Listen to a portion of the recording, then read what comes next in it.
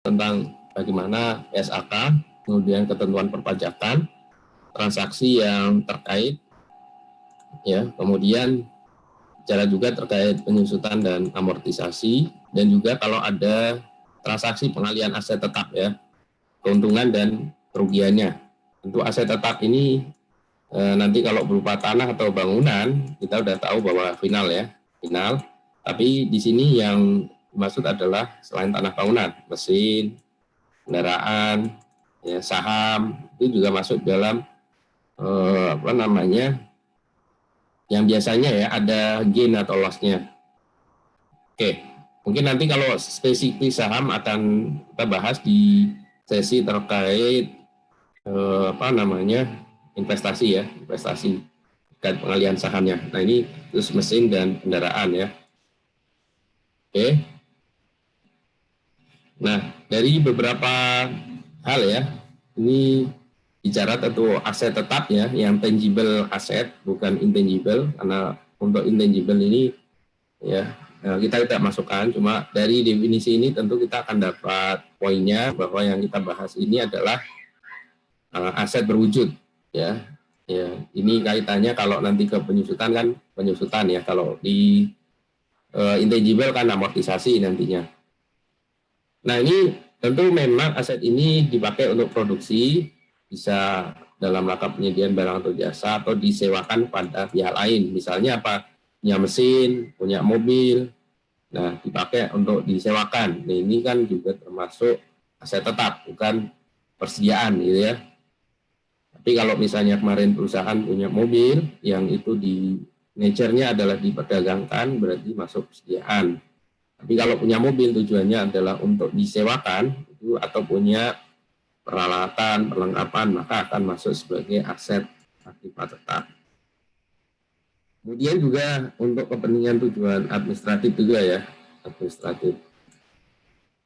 Oke, ini, ya, secara akuntansinya, ya, jadi digunakan untuk operasi, tidak untuk niatnya untuk dijual, karena kalau dijual tadi masuk ke inventory jangka panjang dan biasanya disusutkan dan punya wujud, karena kalau yang nggak ada wujudnya berarti masuk intangible aset atau intangible property.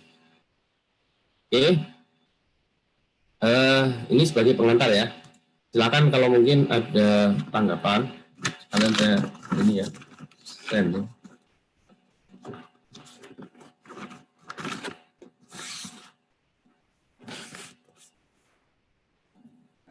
Mas Yusuf Waskita. Ya, Pak. Oke, ada tanggapan terkait materi aset tetap ini? Belum ada sih, Pak. Oke. Yoga Herlambang. Hadir, Pak. Oke, ada tanggapan? Masih belum ada sih, Pak. Oke. Kemudian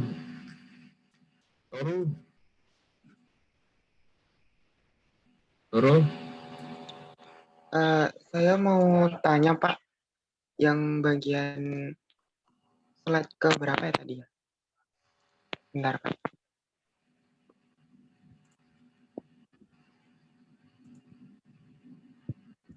Ya.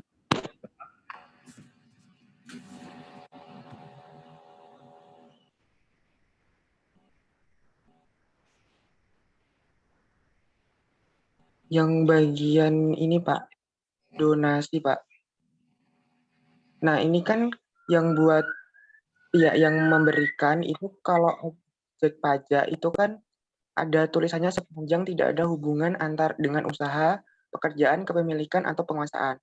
Terus kalau untuk pihak yang menerima, itu yang dikecualikan dari objek pajak itu sepanjang tidak ada hubungan usaha.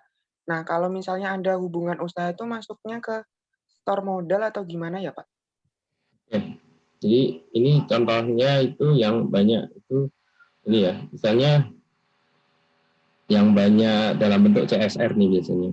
Jadi misalnya apa nih? PT Sido Muncul, makanya ada yang bahas PT Sido Muncul, ya. PT Sido Muncul. Sido Muncul ini dia punya yayasan. Jadi istilahnya full lah, yayasan ini yayasan Sido Muncul gitu. Jadi tiap tahun tiap ini si PT Sido Muncul ini selalu memberikan CSR-nya, sumbangannya ke yayasan. Kita tahu yayasan itu kan sebenarnya paling banyak dari yayasan. Full lah. Ibaratnya kalau ini sebagai saham itu 100% ya sumber uangnya itu dari Sido Muncul. Mungkin sebagian dari sumbangan masyarakat, tapi kecil lah. Nah, kemudian yayasan ini ya ya tadi misalnya rutin dapat ya tiap tahun.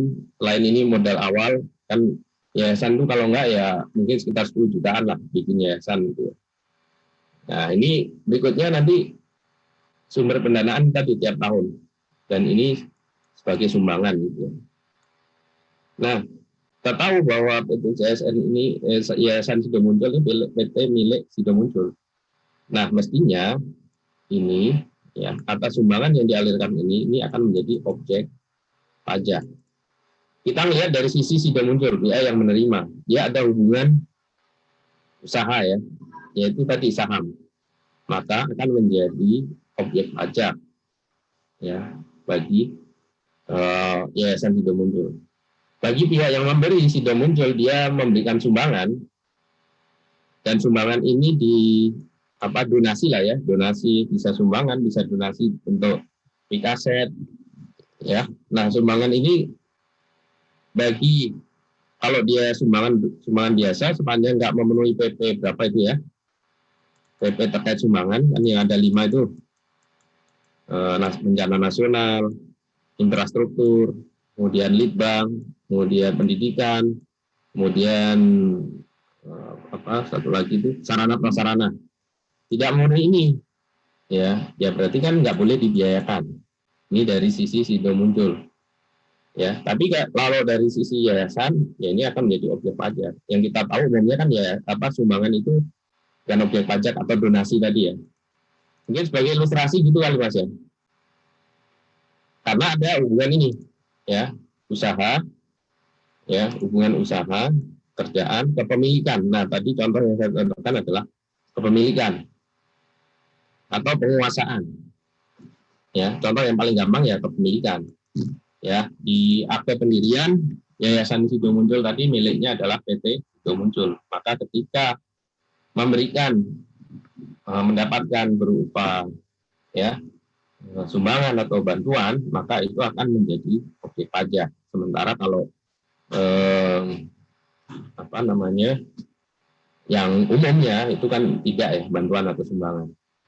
Itu mungkin Mas sebagai ilustrasi ya. Oh, berarti yang memberikan kalau ada hubungan berarti non objek pajak, kalau pihak yang menerima berarti objek pajak ya Pak? Ya. Kalau yang memberikan non deductible maksudnya, ya beralih ininya, jadi objeknya ke pihak yang menerimanya. Kan kalau dari pihak si memberi kan dia sebagai biaya kan, gitu. Kan penghasilan itu lihatnya dari sisi pihak yang menerima ya kan? Kan yang menerima hanya, gitu ya. Makanya kan kadang ada beberapa modus perusahaan-perusahaan itu membentuk yayasan. Nah ini memang perlu diaudit juga gitu ya. Jangan-jangan ada aliran sebetulnya itu adalah harusnya masuk ke perusahaan, tapi untuk ya apakah pemindahan atau memang strategi perusahaan itu dia bentuk yayasan. Itu kan banyak juga yang seperti itu. Ya. Oke. Baik Pak. Ya. Mbak Tiffany, ada tanggapan? Pertanyaan Tiffany? Siti Nur Hasanah? Mungkin belum ada Pak, masih coba memahami juga. Oke, siap. Salsabila Rimadina? Ya ada Pak. Oke. Salsabila Ramadanti? Sekarang belum ada Pak. Salsa Grandis? Di bagian yang ini Pak, perolehan aktiva tetap secara gabungan. Nah itu apabila salah satunya nggak diketahui nilai wajarnya apa, cuma dialokasikan ke salah satunya aja Pak. Terima kasih. Ya, yang perolehan secara gabungan.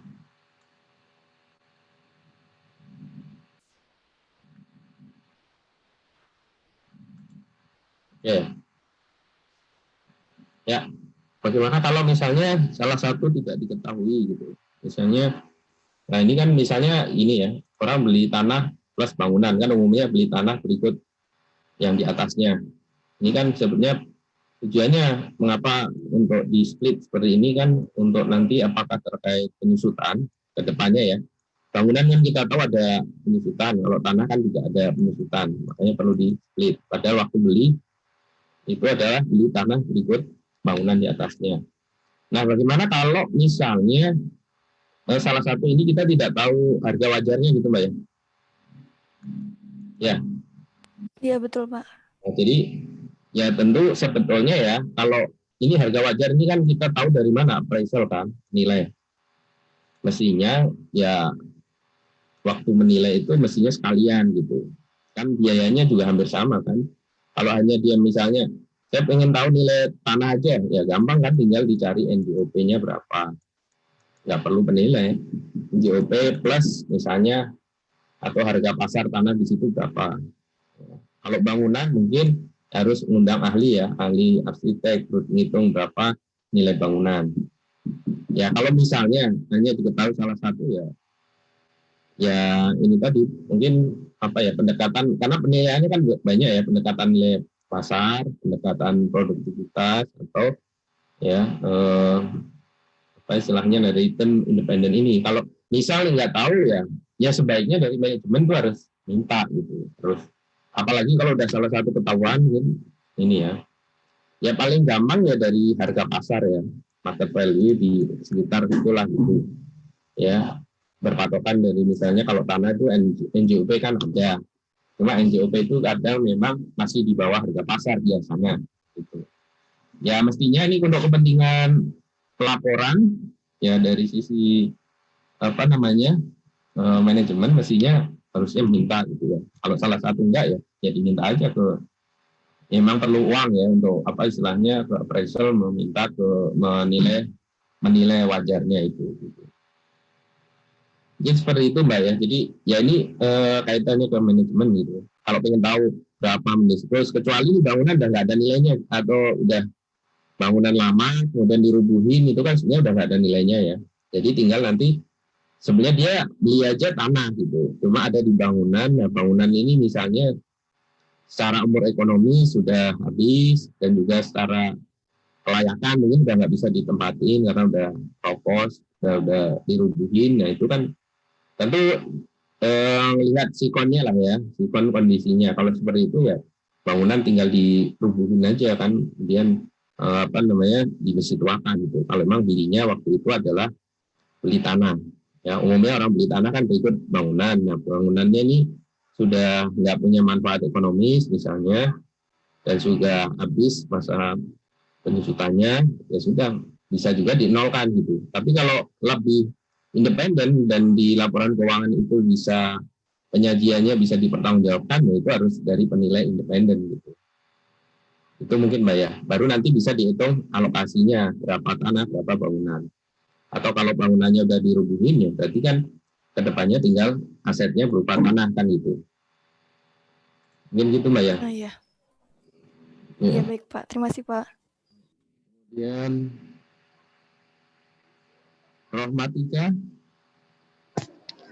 Sampai saat ini masih belum ada Pak. Rizky.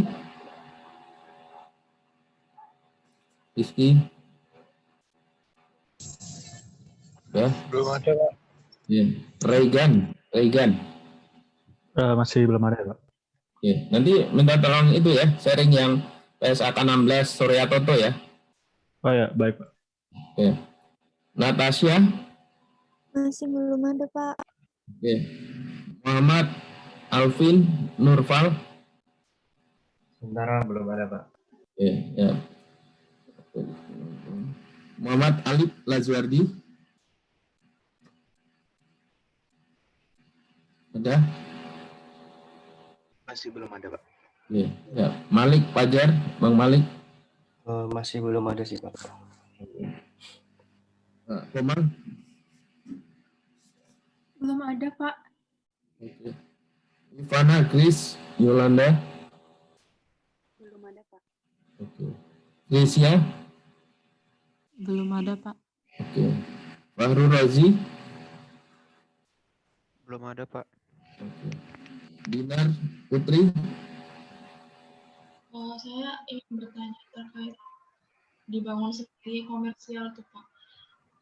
Kan situ ada tidak termasuk nilai perolahan itu biaya dan jumlah yang abnormal. Ya, Pak. Maksudnya abnormal tuh apakah melebihi atau kalau misalnya ada sisa bahan baku gitu, apakah itu termasuk abnormal dan lain sebagainya, Pak? Slide 23 mungkin, Pak. Ya. Oh, bukan berarti. Slide berapa ya? Yang dibangun sendiri tuh, Pak. Bawah. Atas. Setelahnya yang bahas perolehan, Pak, atas.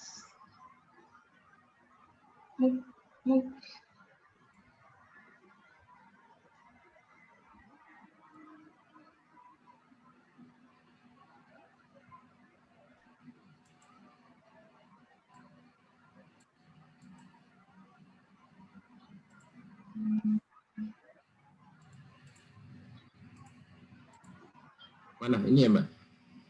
Bukan, Pak. Nomor 4.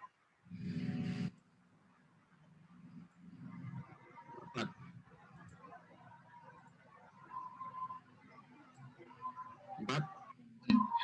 Ini slide ke berapa? Oh, 8 berarti. Di situ 4. Di sini tulisannya halamannya 47 dan 48, tapi saya nggak tahu nih slide ke berapa karena saya bukanya PDF. Ini ya? Halamannya. KMS. Dibangun sendiri, KMS. Nah, yang ini, Pak. Yang atas itu. Oke. Sebelumnya, Pak. Ya. Nah, karena Anda tidak termasuk nilai perolahan ini biaya dan jumlah yang abnormal, Pak. Abnormal itu apakah setiap ada sisa bahan baku itu selalu abnormal atau hanya yang di atas harga wajar atau gimana, Pak? Oke. Kalau orang itu membangun ya atau perusahaan atau membangun kan pasti punya namanya RAB. Ya, rencana anggaran biaya. Terus gambar. Ya kan? Misalnya nih, teman-teman mau bangun rumah sendiri, luas tanah 200 gitu ya. Pasti kan udah ada gambar. Udah ada RAB. Di dalamnya itu ada material berapa, kemudian tenaga kerja, tukang, kemudian nanti ya biaya tak terduga lah ya, FOH. Tukang ini apakah borong atau plus konsumsi itu kan masuk dalamnya. Kalau RAB misalnya 500 juta. Ini kan udah mengakomodir biaya tak terduga nih. Misalnya kalau orang bangun itu kan apa? Nanti ada ya misalnya ada yang datang gitu ya, termasuk IMB, termasuk surat menyurat, itu harusnya kan udah masuk IMB, RAB, ya surat menyurat IMB, kemudian nanti lingkungan, ya, mungkin ada kebersihan dan lain sebagainya. Nah, kalau 500 juta. Nah, di luar ini, ya mestinya ini masuk ke yang istilahnya abnormal ini. Misalnya tiba-tiba ya ada hal-hal yang tidak diinginkan gitu ya, misalnya kan banyak ya case ya, udah jadi karena sesuatu hal ya, bangunannya roboh atau gimana cocorannya, kemudian nggak pakai kan.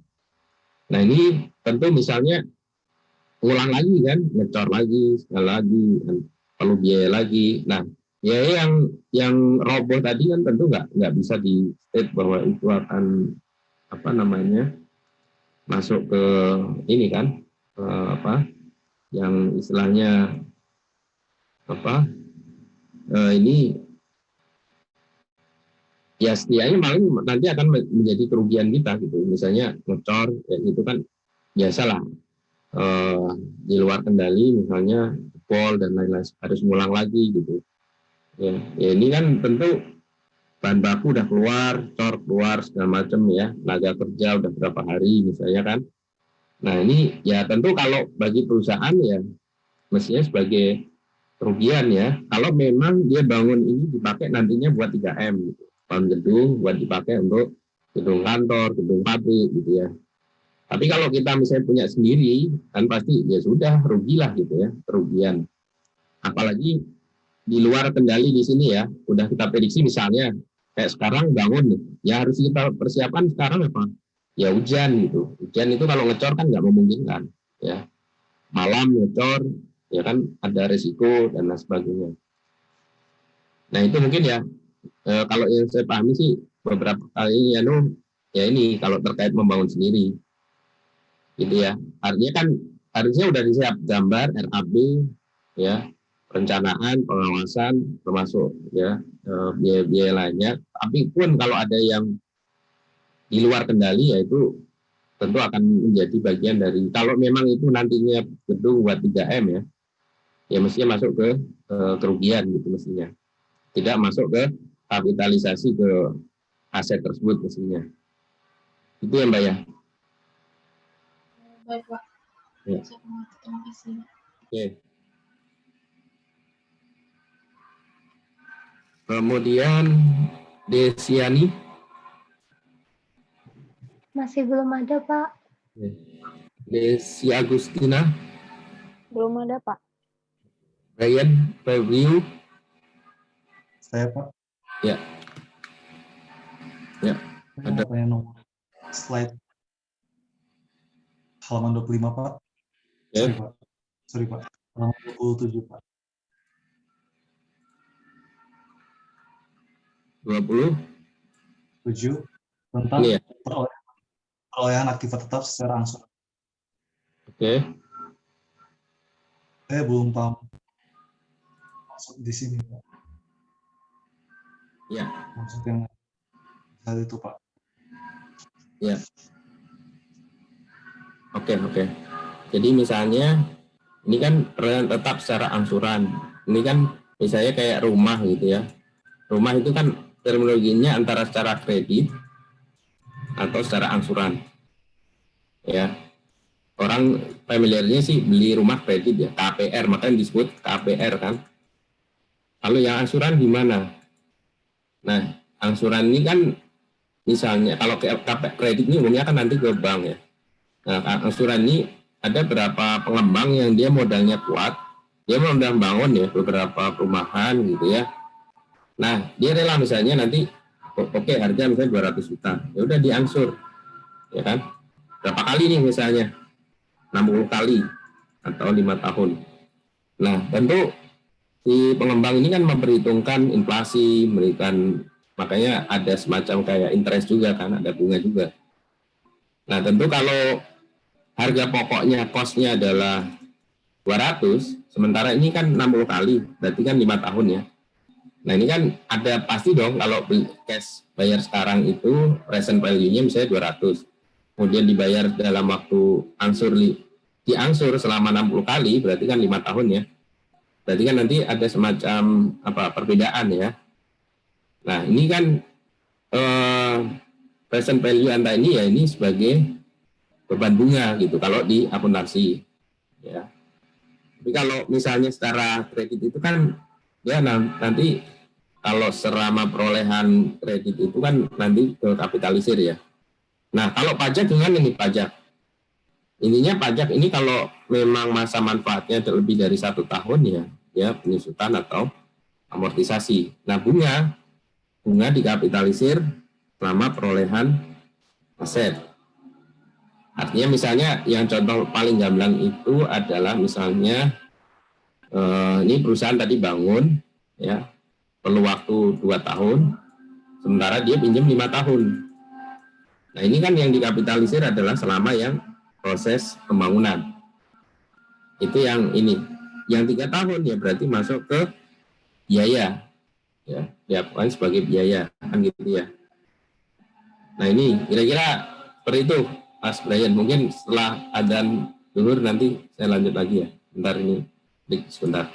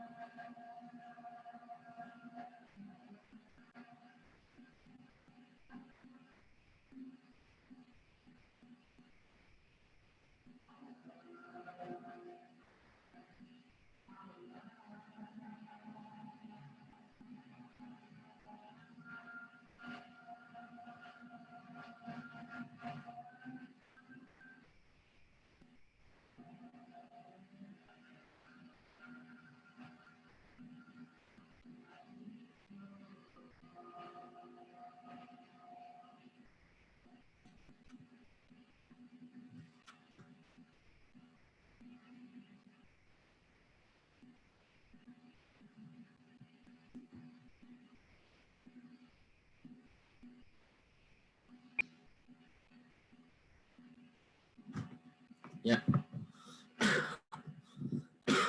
Baik, Mas. Lain seperti itu ya. Ada tanggapan? Mohon maaf Pak, tadi suara Bapak putus. Oh, oke. Ya, jadi ini kan secara angsuran. Angsuran ini saya ilustrasikan tadi misalnya adalah ya, kalau kita beli kredit ya, kredit itu umumnya kan kayak misalnya kalau ini lewat KPR gitu ya. Kalau perusahaan dia beli mesin, ya dia pakai lembaga pembiayaan. Nanti kan dibayarin oleh pembiayaan itu. Nah, kalau yang angsuran ini saya contohkan tadi misalnya beli rumah atau beli tanah gitu ya. Kita langsung ke ownernya, dia memang karena punya modal yang kuat, jadi misalnya harga tadi 200 juta, diangsur 60 kali, ya kita bayar ke mereka. Cuma kan karena diangsur 60 kali, pasti kan ya ada semacam perbedaan harga untuk mengakomodir net present value sama nilai setelah 60 kali nantinya. Nah ini kan perbedaan inilah nanti yang ya tentu akan menjadi beban bunga. Itu kalau diakuntansi kan seperti itu ya. Nah kalau di pajak ya kembali lagi ke secara misalnya belinya 200 juta ya, kemudian kalau ini kita sebenarnya kan secara nggak langsung kita kredit ke pengembangnya nih ya, pengembangnya itu nanti akan menjadi apa, kalau selama masa konstruksi ya, ini masih dalam proses konstruksi ya, ini bisa jadi kan baru dibangun ya, ketika dibangun ya dia akan masuk kapitalisir. Tapi kalau ini sudah selesai ya maksudnya sebagai beban bunga gitu ya, beban bunga biasa yang nanti dibebankan sepanjang ini memang bangunan nanti dipakai untuk kegiatan usaha atau 3M.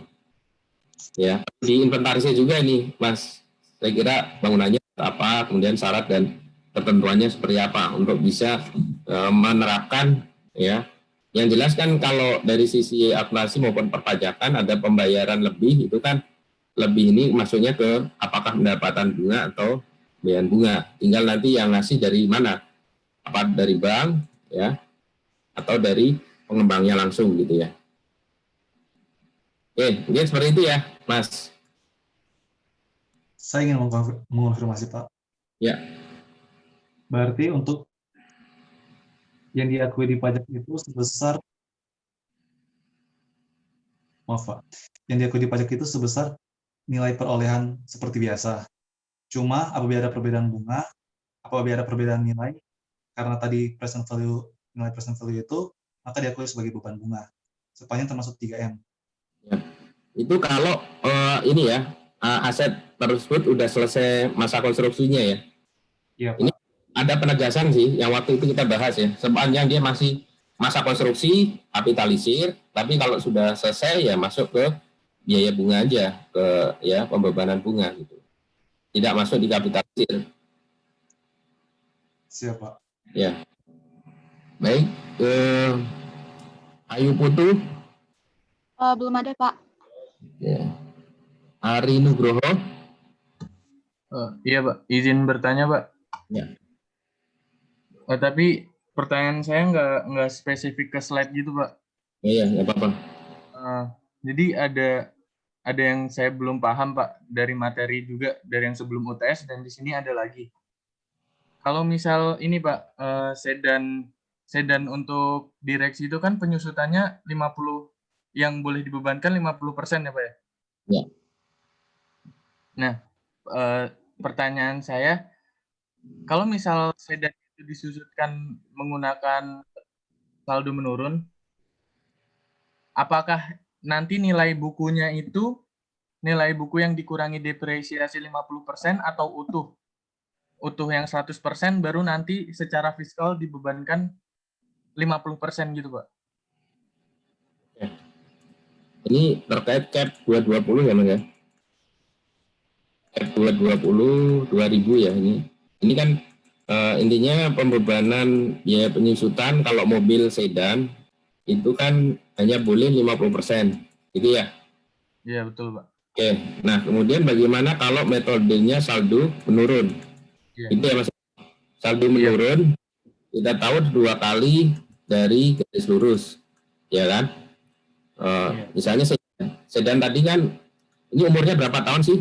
Umumnya kan kelompok 2 ya? Iya, 8 tahun. Nah, dari tahun pertama, kedua, ketiga, keempat, sampai tahun ke-8, ini kan cenderung nilai penyusutannya cenderung menurun ya? Cenderung menurun. Ya, karena namanya saldo menurun. Berarti di awal ini karena ngambil dari harga pokok, tahulah misalnya kelompok 2 itu berapa? Tarifnya kan berapa? 12,5% ya? Kalau saldo menurun. 12,5% ya. Nah, ini kan misalnya dari 100 juta, berarti kan 12,5 ini 12,500, kemudian ke bawah makin ke bawah. Nah, kalau misalnya di tahun ke-8 itu kan kalau misalnya masih ada nilai sisa itu kan langsung dihabisin kan? Iya, Pak.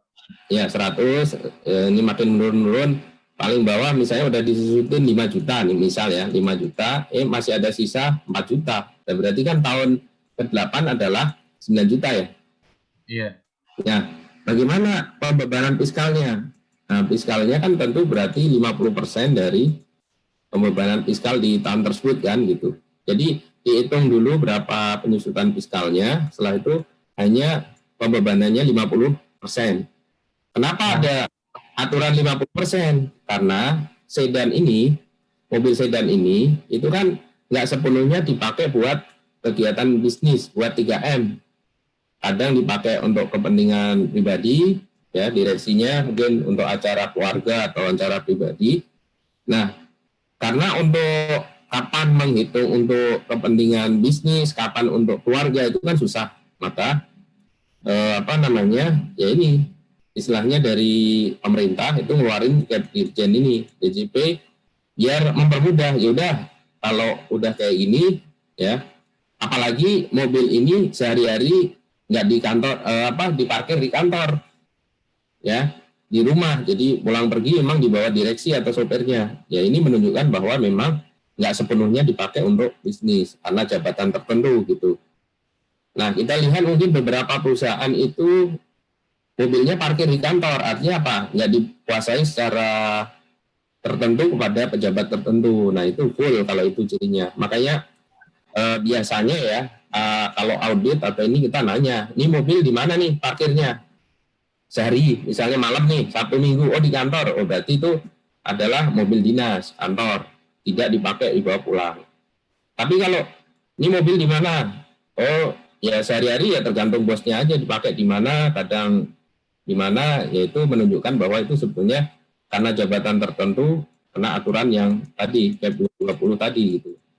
Ya jadi udah dihitung secara fiskal, tetap lagi dihitung pembebanannya hanya 50%. Itu mungkin jadi tidak berpengaruh ke nilai bukunya itu ya Pak ya? Jadi kalau nilai bukunya tetap dikali dengan itu ya, kayak tadi 12,5% itu ya? Ya, tabelnya mah tetap sesuai ini. Nah, kemudian setelah fiskal di adjustment lagi sebesar 50%. Oh ya, baik-baik Pak. Ya kan? Artinya ini kenapa ada aturan ini? Tadi untuk agak susah gitu kalau kapan dipakai, berapa hari dipakai untuk marketing, kapan untuk manajemen, kapan untuk keluarga, itu kan susah. Makanya ya akan lebih praktis, simpel, mudah, sisi administrasi pembebanannya 50%. Kayak BBM kan gitu. BBM, biaya kendaraan, maksudnya biaya bahan bakarnya, kan gitu kan. Jadi itu akan lebih mudah dari sisi administrasinya gitu. Kalau kapan harus nyatet kan susah sekali itu, kapan dipakai. Ya gimana kalau misalnya habis buat meeting, setelah itu buat akan susah. Makanya ya 50% itu lebih 50-50 lah gitu ya. Oke, gitu aja. Ya, terima kasih Pak. Ya. Nova? Belum ada Pak. Oke. Andika? Belum ada Pak. Oke, Andika. Almira? Almira? Belum ada Pak. Oke. Agnes? Pak, saya izin bertanya yang tentang substansi komersial, slide ke-17.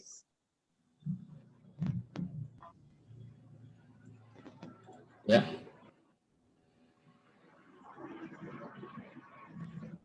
Yang beda ya Pak, sebentar Pak. Yang ada substansi komersial Pak. Gimana ya?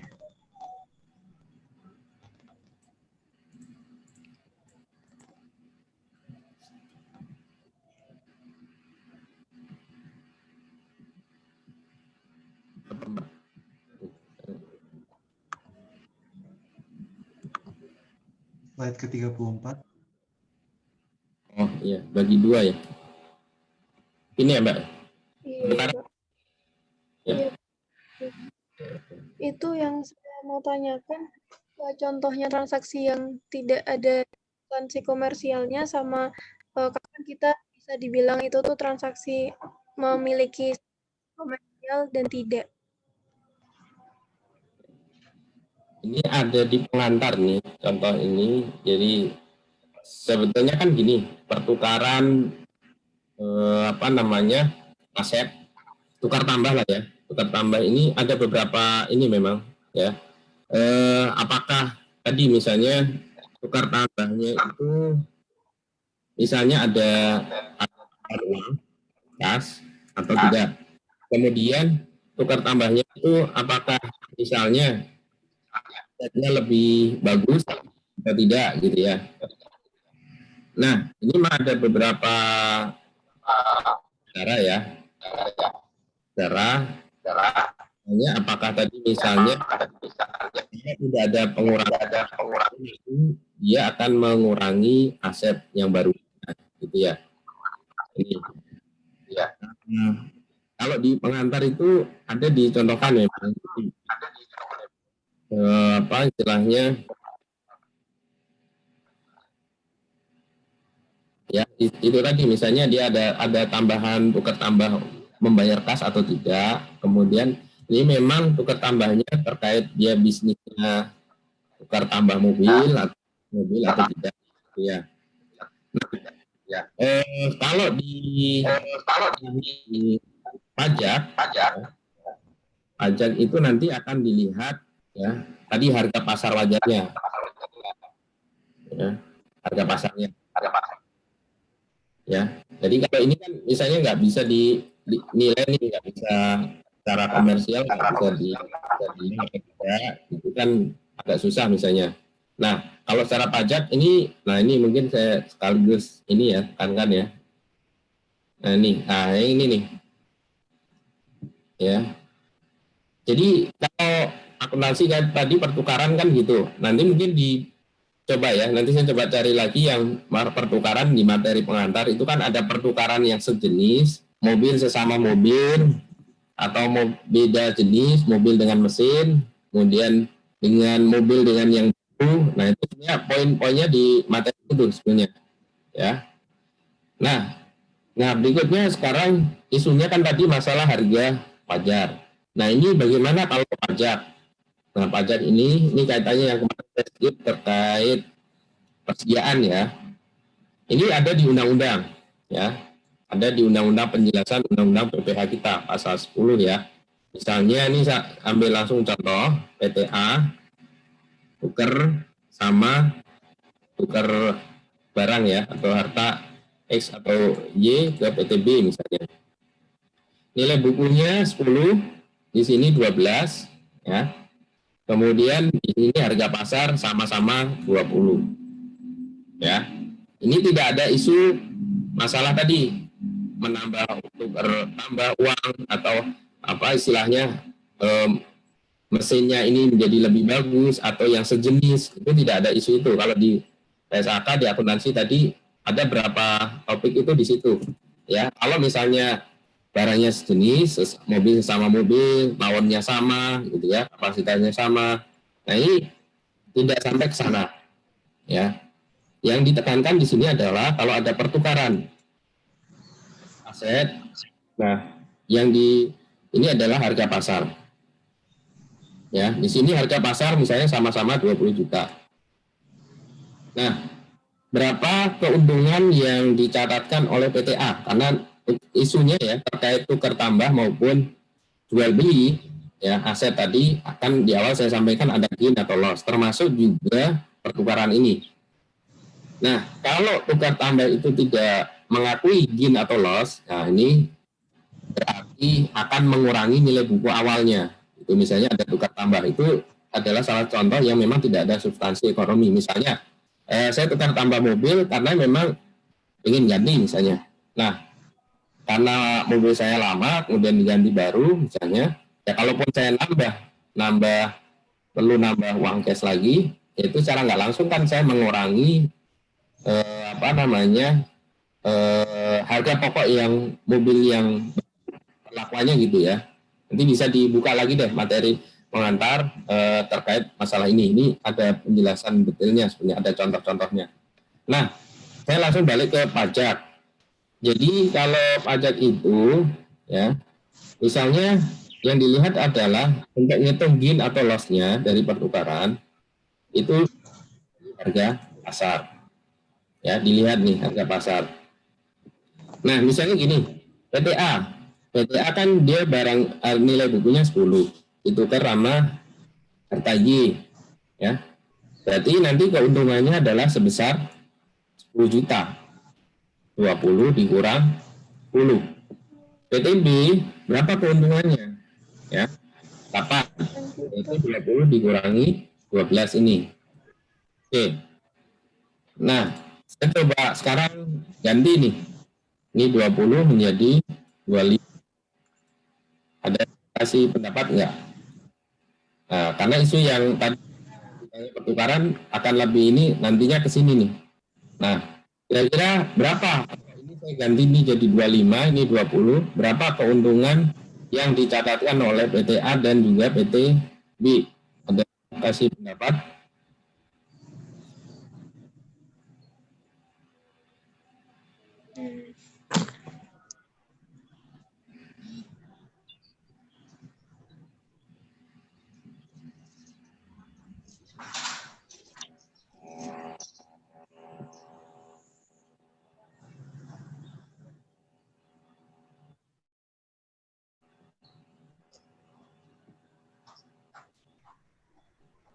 Ya, ada yang mau kasih pendapat? Kalau ini kan sesama 20 ya nilai pasarnya. Ini bagaimana kalau ini misalnya 25, ini 20? Apakah tetap? Ada mau kasih pendapat?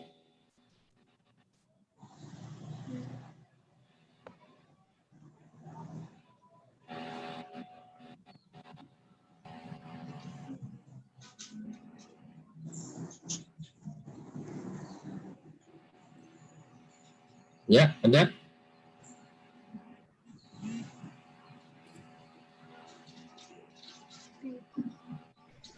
Oke, jadi kalau misalnya nilai pasarnya jadi 25, ya, berarti adalah ya terlepas ini substansi ekonomi atau tidak, pokoknya ada tukar tambah. Kalau pajak lihatnya substansi ekonomi kan, apalagi dia ada ini. Nah, si PTA kalau seperti ini, maka dia akan mengakui sebesar berapa keuntungannya, tetap 10 ya, tetap 10 bagi PTA. PTB dia akan mengakui keuntungan sebesar berapa? 13. Dari mana? 25 dikurang 12. Ini. Jadi ini nanti akan besar 13. Itu ya. Bagaimana kalau misalnya ini 25, ini 30 misalnya. Ya sama kayak tadi, berarti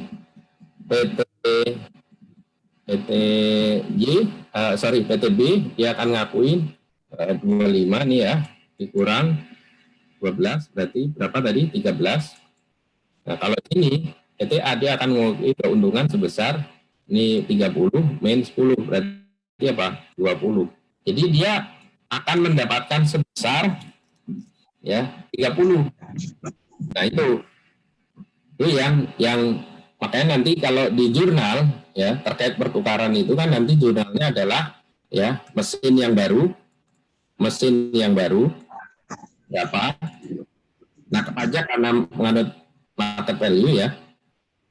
Kemudian akumulasi penyusutan di debit. Ini akumulasi penyusutan yang mana? Yang mesin lama. Nah, tinggal lebih besar mana nih? Baru atau lama? Kalau lebih besar baru berarti artinya kan kita dapat mobil yang baru harganya lebih mahal, berarti gain. Tetapi kalau lebih besar yang lama, artinya harga baru kita mobil baru lebih rendah, berarti loss-nya di debit. Berikut juga misalnya nanti ada tambahan uang yang mesti kita store, berarti kreditnya kas. Nah, kas ini sebetulnya bisa apa istilahnya ya otomatis debit, nah gain atau loss. Nah tadi, tergantung kalau memang niatnya untuk perdagangan, nah itu kan kalau saya bukan sebagai pedagang, saya pakai, ya saya nggak ngakuin gain atau loss, tinggal nanti dikurangkan atau dimasukkan aja ke mobil yang baru. Nah itu kira-kira yang tadi mungkin substansi ekonomi atau tidak gitu Mbak, untuk menjelaskan itu. Berikut ke aspek pemajakannya. Itu ya Mbak ya? Oh gitu, iya Pak ya. Oke. Pak. Terima kasih Pak. Ya, ini ada di undang-undang ya. Saya coba di undang-undang karena sama, cuma saya rubah-rubah biar nanti kalau misalnya ada case yang lain kita udah familiar gitu.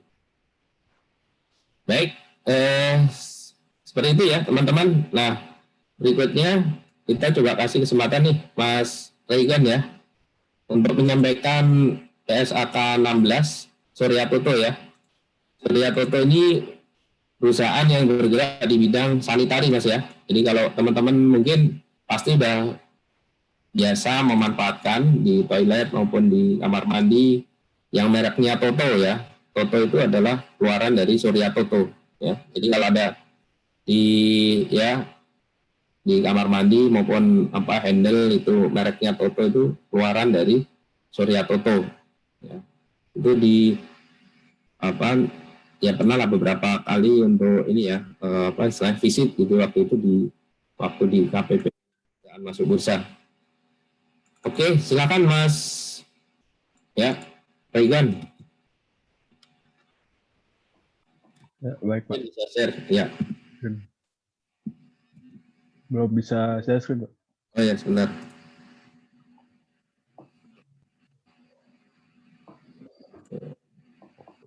Langsung kali ya? Bisa kayaknya deh, langsung. Coba lagi Mas. Masih belum. Oh, Mbak Komang bisa dicoba ini ke ini Mbak. Oh iya Pak, sebentar. Ya, pengantarnya itu kan Mas ya, Surya Toto itu produk sanitari kan ya? Iya, benar. Ya, jadi bagaimana nanti persediaannya kan banyak tuh kalau kita lihat produknya banyak sekali ya. Kalau mungkin teman-teman ada yang pernah ini di pameran perumahan itu pasti lalu ada itu kan produknya banyak sekali gitu. Nah, bagaimana mencatatkan aset tetap dan ini ya bagi Surya Toto tadi, sorry bukan persediaan ya, aset tetap.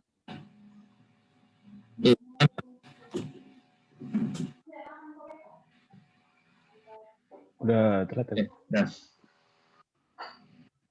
Oke, jadi saya di sini mau mencoba menganalisis penerapan akuntansi PSAK 16 pada laporan keuangan PT Surya Toto Indonesia Tbk tahun 2019. Yang pertama di sini ada latar belakang, ini mungkin bisa di skip aja.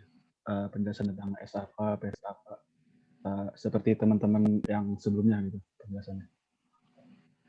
Lalu selanjutnya ini pembahasan mungkin sedikit tentang aset tetap, penjelasan aset tetap menurut para ahli. Jadi pengertian aset tetap merupakan investasi yang mencakup manfaat ekonomi masa kini atau masa depan untuk menunjang kegiatan operasional perusahaan yang diperoleh dan dapat dinilai dalam unit moneter.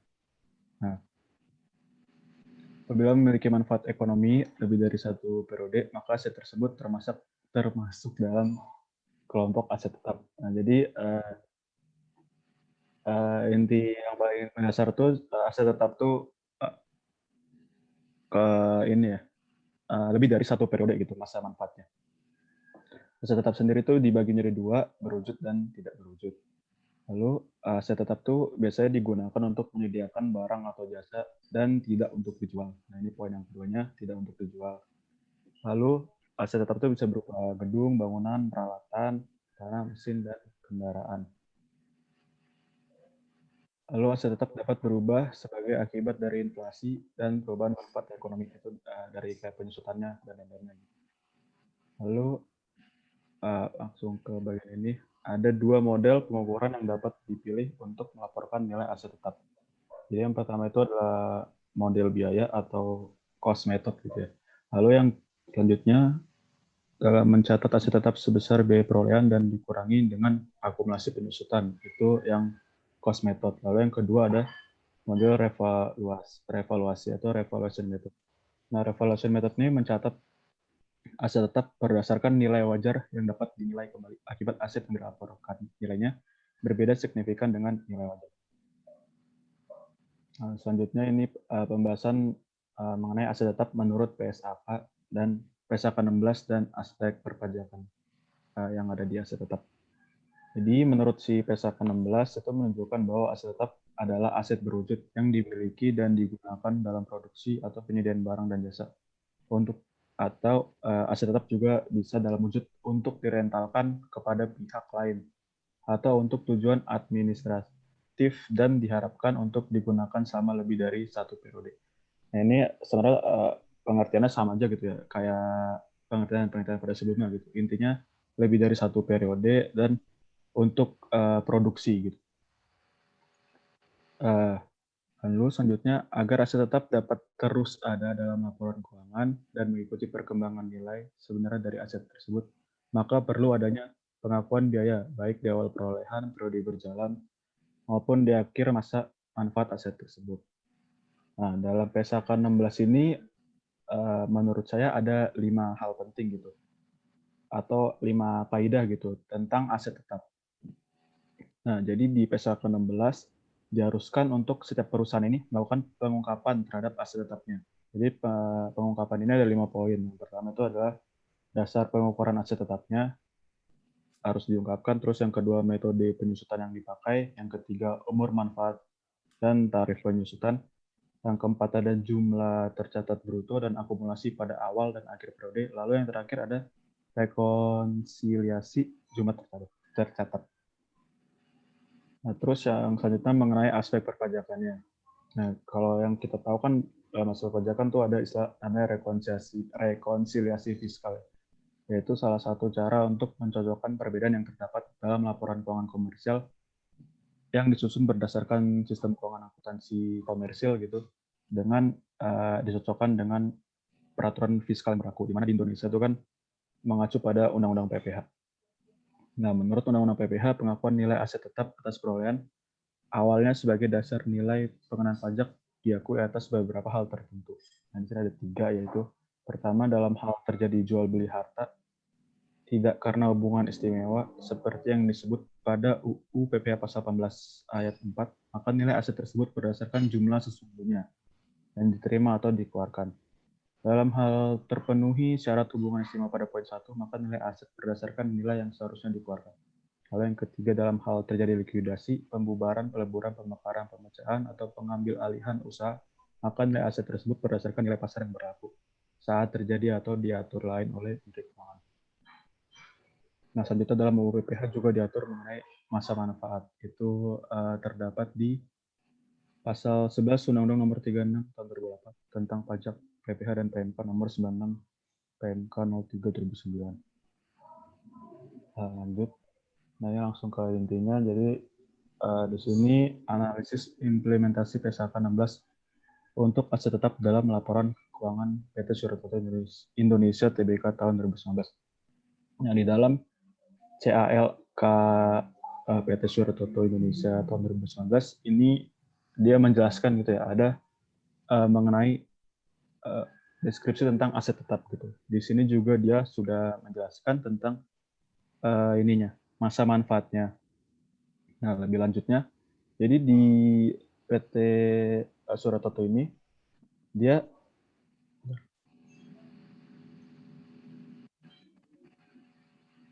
di sini dia dijelaskan gitu ya, aset tetap pada awalnya diakui sebesar biaya perolehan yang terdiri atas harga perolehan dan biaya tambahan yang dapat dikontribusikan langsung untuk membawa aset dan seterusnya gitu.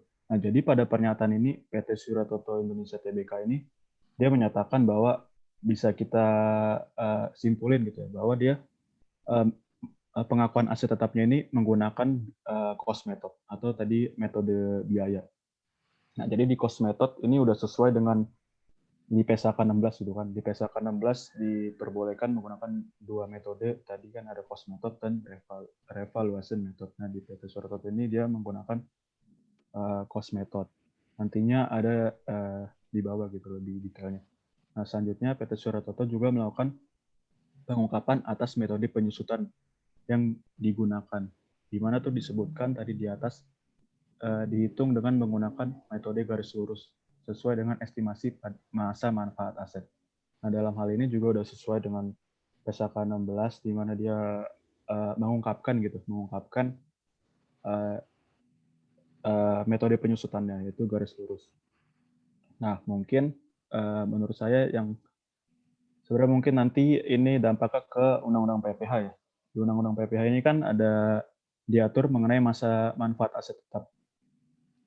Di mana itu bisa kita lihat di tabelnya, bukan bangunan kelompok 1 dan 4 tahun, kelompok 2 8 tahun, 3 16, 4 20 tahun, terus di bangunan ada 20 tahun dan 10 tahun tentang permanen dan tidak permanen. Nah, di dalam Suratoto ini di bagian atas ini dia kan memberitahu gitu di bangunan dan prasarana 10 sampai 20. Terus lalu yang mesin itu 16, peralatan pabrik 4, peralatan kantor 4-8. Nah, di kendaraan bermotor ini dia menuliskan 5 tahun gitu. Nah, mungkin nanti dampaknya pada rekonsiliasi fiskalnya aja gitu ya. Dia harus, kan di sini kan di masa manfaat yang UU PPH nggak ada diatur mengenai 5 tahun ya. Jadi mungkin dia nanti menyesuaikan aja gitu. Dimana yang saya lihat dari dari buku-buku gitu kan biasanya diatur kalau kendaraan bermotor tuh biasanya masuk golongan 1 atau 2 gitu, 4 atau 8 tahun. Nah, nanti itu mungkin disesuaikan aja gitu sama dari perusahaannya di rekonsiliasi fiskalnya. Supaya tahu pengurang pendapatan pajak atau biayanya itu berapa gitu yang diperbolehkan. Nah, selanjutnya ini ya ini sesuai dengan tadi yang kaidah saya lupa. Yang ini jumlah tercatat ini kaidah keempat, jumlah tercatat bruto dan akumulasi pada awal dan akhir periode. Nah, di sini di PT Suratoto juga udah dikasih dibikin catatannya gitu secara jelas. PT Suratoto melakukan pengungkapan terhadap besaran nilai penyusutan serta saldo akhir dari aset tetap sesuai dengan PSAK 16 yang mengharuskan perusahaan untuk mengungkapkan besaran nilai aset tetap serta nilai penyusutannya. Nah, selanjutnya perlu diperhatikan dalam menentukan masa manfaat di PSAK 16 itu mengatur tentang 4 hal. Bukan mengatur tentang 4 hal ya, tapi maksudnya berpatokan gitu pada 4 hal. Jadi yang pertama ada ekspektasi daya pakai aset, yang kedua ekspektasi tingkat keausan fisik aset, ketiga keuangan teknis dan keuangan komersial, keempat pembatasan penggunaan aset karena aspek hukum. Nah, di sini di PSAK 16 memperbolehkan gitu selama si perusahaan itu bisa membuktikan keempat hal ini. Jadi dia bisa untuk nanti penentuan masa manfaat asetnya. Nah, lalu ini udah ke bagian terakhir. Langsung ke kesimpulannya aja. Nah, di kesimpulannya langsung ke paragraf ketiga. Jadi dalam laporan keuangan PT Suratoto Indonesia, meskipun dalam laporan keuangan ini tidak dinyatakan secara langsung atau tidak ditulis secara langsung gitu bahwa dalam penulisan aset tetap laporan keuangan mengacu pada PSAK 16. Tetapi yang saya lihat gitu dari keseluruhannya di PT Suratoto ini sudah sesuai dengan kaidah-kaidah yang berlaku pada PSAK 16, yaitu yang kelima kaidah tadi. Nah, yang saya maksud ini tidak dinyatakan secara langsung. Ini kalau kita lihat ke yang lainnya gitu ya di CLK tersebut, ini contohnya seperti di bawah ini. Ini kan yang huruf I, kan transaksi dengan pihak-pihak berrelasi. Nah, di sini kan si perusahaan menyebutkan secara langsung gitu ya, dia udah sesuai dengan revisi PSAK nomor 7. Nah, kalau dengan tetap tadi, si perusahaan tuh mungkin kurangnya gitu aja, kurang langsung menjelaskan kalau dia tuh udah sesuai PSAK 16. Tapi menurut saya metode keseluruhannya sudah sesuai. Langsung aja ini sarannya, jadi sarannya mungkin menjawab yang di atas tadi ya. Bisa, kalau memang udah sesuai dengan PSAK 16 mungkin bisa dicantumkan aja gitu. Ini udah sesuai dengan PSAK 16 di CLK-nya. Dan mungkin nanti ke depannya itu penyesuaian terhadap masa manfaat aset yang tadi aset kendaraan bermotor itu yang 5 tahun untuk mempermudahkan perusahaan dalam melakukan rekonsiliasi. Baik, segitu aja sih. Terima kasih Mas Regan ya. Jadi setuju sih ini sistematikanya bisa di-share lagi Mas, sedikit Mas. Oh, ya. Jadi yang terakhir tadi bicara rekonsiliasi. Cuma mungkin nanti kalau makalah kedua akan lebih ini biar nggak penasaran gitu. Biar nggak penasaran para pemirsa atau para pembaca.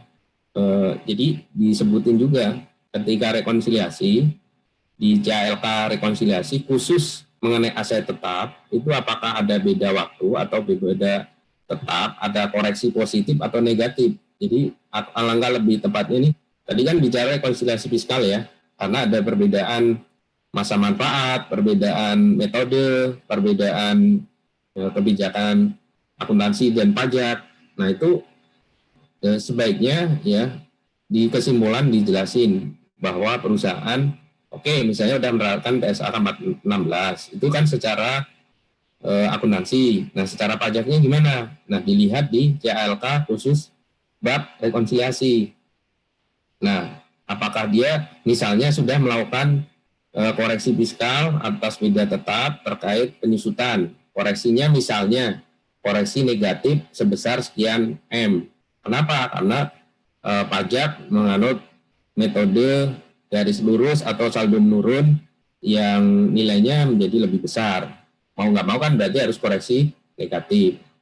Ya, jadi teman-teman mungkin nanti bisa dilihat ya ketika buat makalah keduanya, coba sampai dilihat juga walaupun hanya mengupas aset tetap, coba dilihat di rekonsiliasi fiskal apakah sudah dilakukan koreksi atau tidak. Karena kan ujungnya ke sana nih. Ya, kita udah tahu bahwa memang beda. Tapi dari perbedaan itu bagaimana perusahaan mengungkapkannya? Ya, tadi kalau masalah diungkap terkait SAK 7, ya itu memang rahasia dapurnya perusahaan. Pasti dia nggak akan sembarangan mengungkap transaksi afiliasi, transaksi terkait SAK 7 pihak berelasi di sini. Ya, di SPT aja kadang juga kalau bisa diumpetin gitu. Ya, oke, mungkin bisa ke atas dikit Mas. Kadang yang contoh-contoh aset tetapnya Surya Toto. Nah ini kan juga asetnya banyak nih.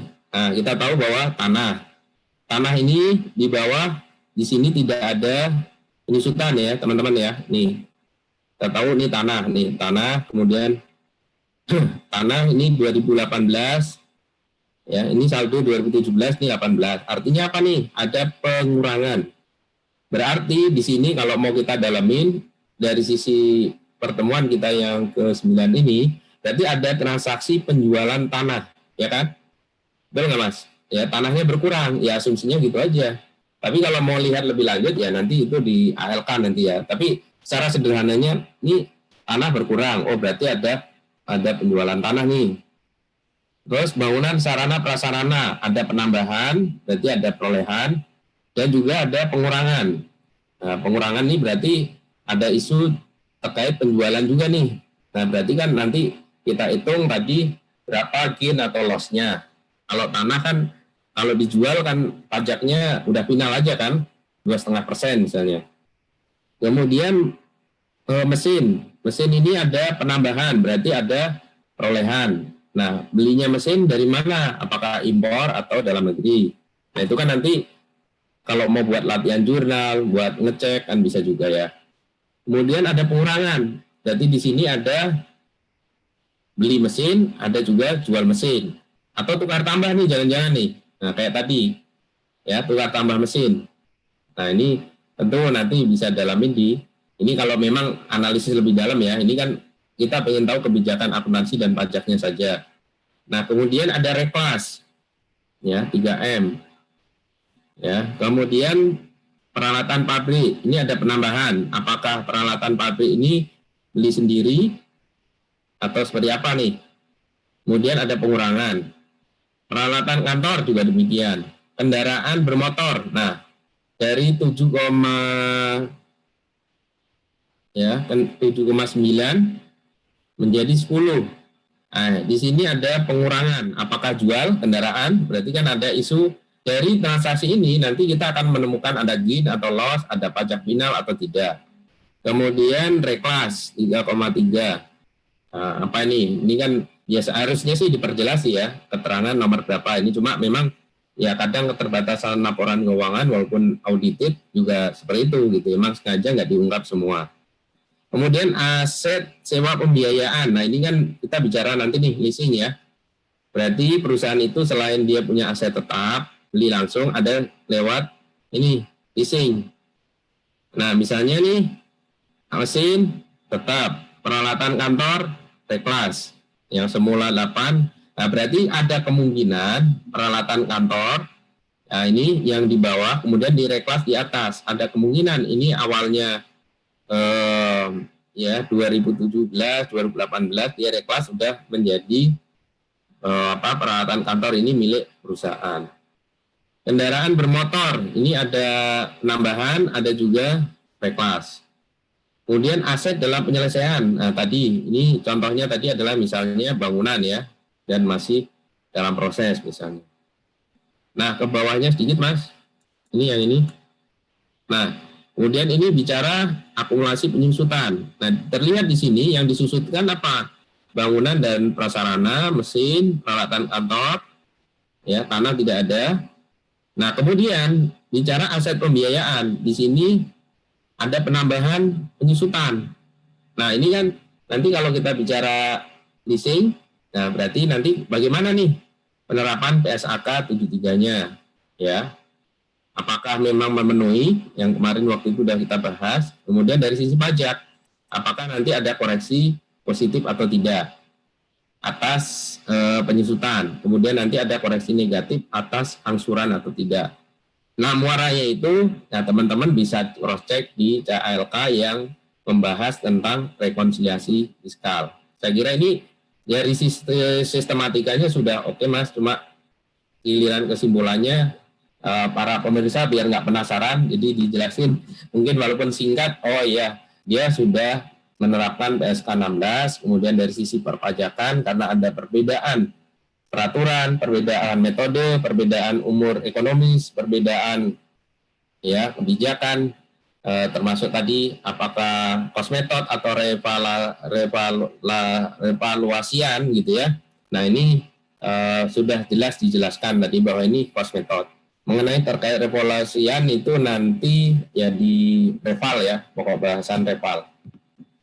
Oke, ini ya saya kira mudah-mudahan ini contoh konkret ya PSK 16 dan juga makanya biar nggak penasaran ya teman-teman sebenarnya bisa langsung lihat ke CLK bab rekonsiliasi fiskalnya.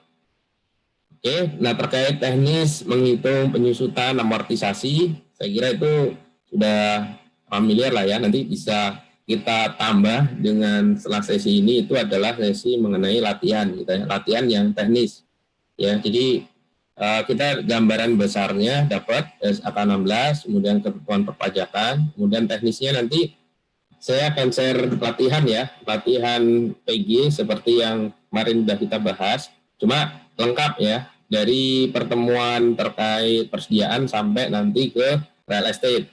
Ada 60 soal, nggak harus dikerjakan hari ini ya, jadi teman-teman bisa buat belajar, nanti di sesi yang Kamis yang datang kita coba bahas sesuai temanya.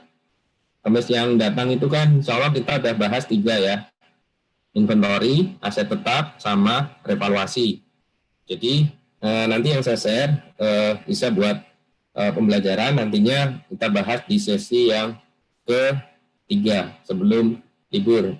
Nah nanti setelah libur, tahun baru, kita lanjutin lagi leasing, kemudian investasi, real estate, dan juga terkait investasi saham, merger, dan akuisisi. Jadi bisa buat bekal untuk tambahan latihan untuk yang materi selama akuntansi sesi 2. Ditambah mungkin ini hari ini nggak ada tugas dulu, saya kira ya cukup dulu. Nanti cukup latihan itu silakan dari waktu yang ada dipelajari, sama mungkin nanti ada tambahan video mungkin nanti bisa disimak ya, bisa hari ini atau mungkin ya pas uang lah nanti.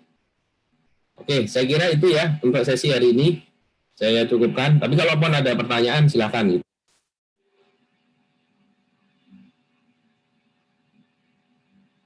Ada tanggapan?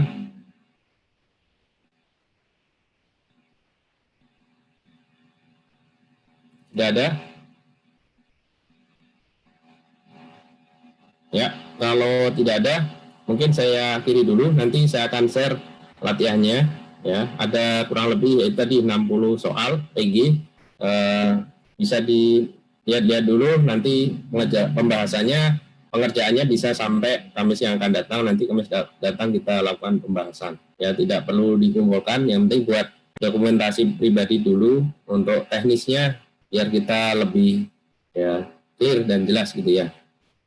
Oke, seperti itu ya teman-teman. Kalau tidak ada, saya kira saya cukupkan dulu, nanti saya akan share untuk bahan latihannya. Ya, bisa dipilah-pilah dulu yang mana yang masuk aset tetap, mana yang masuk inventory, dan juga revaluasi. Oke, saya kira itu dulu. Nanti kalau ada tanggapan, ada pertanyaan bisa dilanjutkan lewat WA grup ya, teman-teman. Baik, itu Mas Toro, Mas Ketua Kelas. Pak Ketua Kelas, ada tanggapan? Masih belum ada. Belum ada, Pak. Oke, baik. Kalau belum, saya kira cukupkan dulu ya. Sekali lagi, selamat siang. Mudah-mudahan bermanfaat buat kita semuanya. Salam sehat, semangat buat kita. Dan ya, assalamualaikum warahmatullahi wabarakatuh. Waalaikumsalam warahmatullahi wabarakatuh. Terima kasih, Pak. Terima kasih, Pak. Ya.